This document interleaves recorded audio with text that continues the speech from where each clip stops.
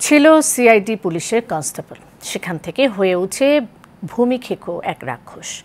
পতিত ফ্যাসিস্ট সরকারের আমলে কয়েকজন অসৎ পুলিশ কর্মকর্তা ছত্রছায়ায় তার এই উত্থান। দুর্নীতি আর দখলবাজির মহোৎসবে ধরাকে সরা জ্ঞান করে চলেছেন। দুই হাতে পয়সা কামিয়ে পুলিশের সাবেক কনস্টেবল মশিউর রহমান এখন আমার বাড়ি আমার ঘর লিমিটেডের মতো একটি আবাসন প্রতিষ্ঠানের ব্যবস্থাপনা পরিচালক। অভিযোগ রয়েছে, বহু প্রতারণা আর জালিয়াতির মাধ্যমে বনে গেছে শত কোটি টাকার মালিক।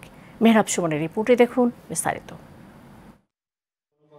Crime reporters association of Bangladesh ক্র্যাবে আমার বাড়ি আমার ঘর লিমিটেডের মেরুল বাড্ডার শেয়ার হোল্ডাররা ব্যবস্থাপনা পরিচালক মশিউর রহমানের ভূমি দখল, প্রতারণা এবং অনিয়মের বিরুদ্ধে সংবাদ সম্মেলনের আয়োজন করেন। অনুষ্ঠানে লিখিত বক্তব্য পড়ে শোনান মোস্তফা শাহান। তার এই প্রতারণা ও হয়রানিমূলক কর্মকাণ্ডের বিচার ও এর থেকে রেহাই পাওয়ার জন্য নিরুপায় হয়ে আপনাদের সম্মুখে তার অপকর্মের ফিরিস্তি তুলে ধরছে।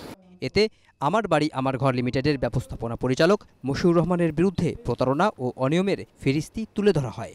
রাস্তার বৃদ্ধি ও ল্যান্ড ইউজেস ক্লিয়ারেন্সের কথা বলে ৭৬ লাখ টাকা নিয়ে কোনো কাজ করে, উপরন্ত জাল দলের সৃষ্টি করে অতিরিক্ত ২১ জনের কাছে শেয়ার বিক্রি করে আমাদের উপর চাপানোর চেষ্টা করেছে।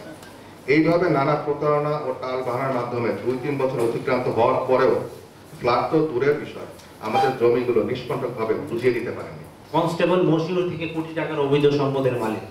মশিউর সিআইডি কনস্টেবল থাকাকালীন প্রভাব খাটিয়ে এবং প্রশাসনের যুগ সাজে স্থানীয় মাস্তানদের চাঁদা দিয়ে ও অসৎ দলিল লেখক ইউসুফ ও বলরামের কুবুদ্ধিতে জাল দলিল তৈরি করে অতিরিক্ত শেয়ার বিক্রি করে এবং বিভিন্নভাবে শেয়ার হোল্ডারদেরকে প্রতারণার মাধ্যমে তার অবৈধ সম্পদের পাহাড় গড়ে তোলে। ভুক্তভোগীরা জানান, মশিউর রহমান স্থানীয় মাস্তান দিয়ে শেয়ার হোল্ডারদের মারধর ও প্রশাসনের মাধ্যমে ভয়ভীতি দেখাচ্ছে। মার্চ ২০২৫ তারিখে জনাব মশিউর রহমান স্থানীয় ও বহিরাগত প্রায় ১০০ সন্ত্রাসী নিয়ে আমাদের জমির চতুর্দিকে সীমানা ভাঙিয়া ফেলে। আমরা বাধা প্রদান করিতে গেলে বিভিন্ন ভয়ভীতি প্রদানের মাধ্যমে জমি থেকে চলে আসিতে বাধ্য হই। এই ব্যাপারে থানায় অভিযোগ করিলে মশিউর রহমানের আরও হুমকি প্রদান বৃদ্ধি করে। শেয়ার হোল্ডাররা সরকারের কাছে জমি ফেরত ও মশিউর রহমানের অন্যায় অপকর্ম ও প্রতারণার বিষয়ে ন্যায় বিচার দাবি করেন।